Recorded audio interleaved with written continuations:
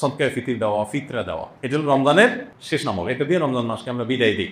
অন্য অর্থে এটাকে বলতে পারি যে রমজানের পরের প্রথম আমলও বলতে পারি, কারণ এটা শুরু হয় মূলত শাওয়ালের চাঁদ দেখা গেলে, ঈদুল ফিতরের চাঁদ দেখা গেলেই তখন এটা প্রযোজ্য হয়, যদি এক দুদিন আগে থেকে দেওয়া যায়। এই ফিতরাটা আমরা কেন দেই, এই ফিতরা দেওয়ার উদ্দেশ্য কি? নবী করিম সাল্লাল্লাহু আলাইহি ওয়াসাল্লাম দুটি উদ্দেশ্যের কথা বলেছেন।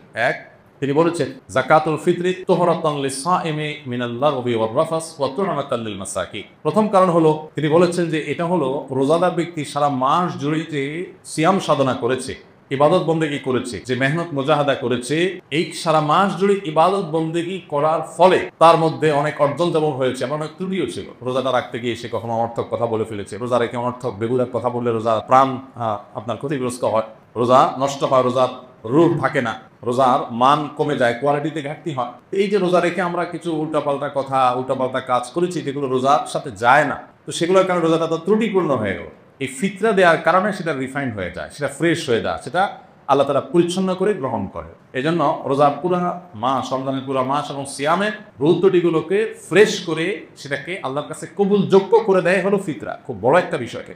আর দ্বিতীয় উদ্দেশ্য হলো তু'মাতান লিল মাসাকিন, গরিব দুঃখীদের মধ্যে খাদ্য দান কর্মসূচি অংশ হিসেবে ফিতরা আল্লাহ তাআলা দিয়েছে। অর্থাৎ ইসলাম চায় যে ঈদের দিনটাতে অন্তত প্রত্যেক অভাবী মানুষের বাসায় খাবার থাকুক।